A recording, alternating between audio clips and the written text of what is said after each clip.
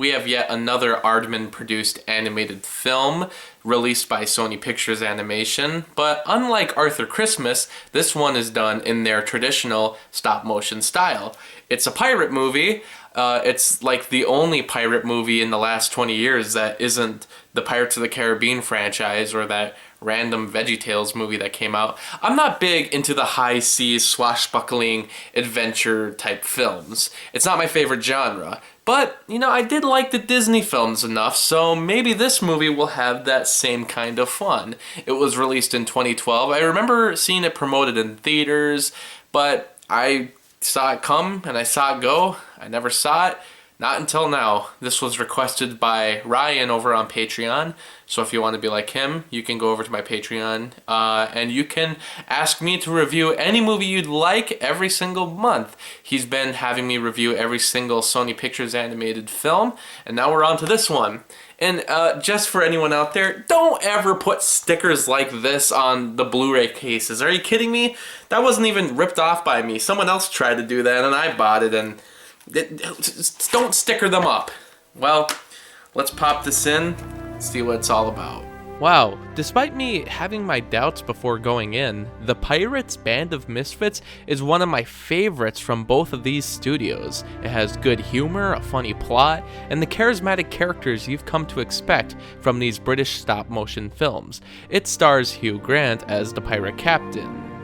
What a creative name. He's the leader of this goofy pirate ship that seems to come out of the SpongeBob SquarePants universe, and he plans to win the Pirate of the Year award. Despite his charming and confident personality, he's actually seen as a disgrace to pirating, so he decides to prove everyone wrong by looting as many ships as possible.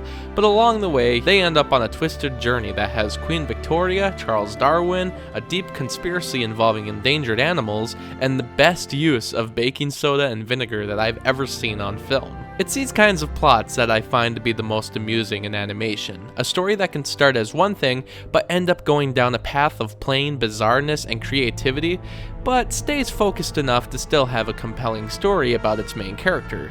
The pirate captain needs to prove his worth, he goes on a journey to do so, runs into complications, nearly gives up, only to come back and prove himself. It just works, and it manages to fit in so much of that great British humor, something that I actually thought was lacking in Arthur Christmas. And not to compare it too much, but my favorite Aardman film is Chicken Run, something so weird yet funny, and that's probably why I was somewhat disappointed with Arthur Christmas. It just didn't seem like they put their typical story work into that one. This time around, they go all out, making for probably the funniest picture they've done.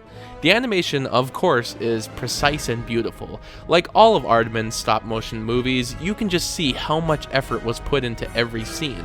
I can imagine just how time-consuming this medium can be. I've done my own bit of stop-motion here and there, so to make an entire feature seems impossible to me. It's hard for me to ever judge anything that's stop-motion, but here, the characters are so well-designed and different, it makes me appreciate the art even more. The bathtub chase scene is hands down some of the best stuff I've seen in stop motion. Hell, it might be one of the better chase scenes in cinema. I don't really want to spoil much of the story just because you deserve a chance to see it first, but the sudden twists range from interesting to flat out hilarious. The final twist revealing why everyone's been trying to kidnap the pirate captain's parrot is so random and funny, there's just simply no way you could guess it. I love movies that can always surprise the audience like that. It reminds me of B-Movie, or The Simpsons movie, or better episodes of South Park and Family Guy. It's written with the strategy of everything having a purpose, and nothing seems out of place. At times, it does begin to pick up a lot of the typical cliches that I hate, but they're brushed over quickly enough for me to ignore it. I suppose the voice acting cast doesn't always get their moments to shine. I like Martin Freeman and some of the other voices, but besides being able to know where they come from, they don't really bring anything to their individual characters to really add any personality. For me, the personas rely mostly on the great animation.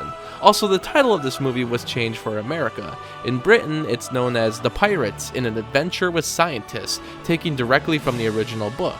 In America, they changed it to The Pirates Band of Misfits. I can understand the change since the original title makes it seem like it's a sequel to some other Pirates movie, but then again, the American title is pretty dumb too. It was going to be hard to market this movie in any case, and it did just okay numbers worldwide, resulting in the sequel, The Pirates: An Adventure with Cowboys, being cancelled. That's really too bad. I'd love to see a sequel that has this same kind of high energy. I was originally turned off by this movie because it was about pirates, and I didn't really like pirate movies besides the Caribbean franchise. After watching it though, it really ended up proving me wrong. Sadly, it would be the last movie from Aardman that Sony Pictures Animation would release. They ended up releasing the rest of their stuff through Studio Canal. They ended up releasing Shaun the Sheep movie and Early Man just last year. You know what? I also didn't see those movies in theaters, which is really too bad. I think I've been doing the studio wrong. And after seeing this, I was quite surprised by just how enjoyable it was. So, I'm making a promise. From here on out, I am going to see every single Aardman movie in theaters. They put a lot of time and dedication into their films, and you've earned it. Thanks for watching this, Cinephiles, and I will see you next time. Thank you for watching the video. A special thanks to Movie Johnson, Ryan, and Lucas for supporting me on Patreon. If you'd like to be like them and get exclusive access to content and blogs, and even request reviews monthly, please click on the Patreon link, and thanks for your support.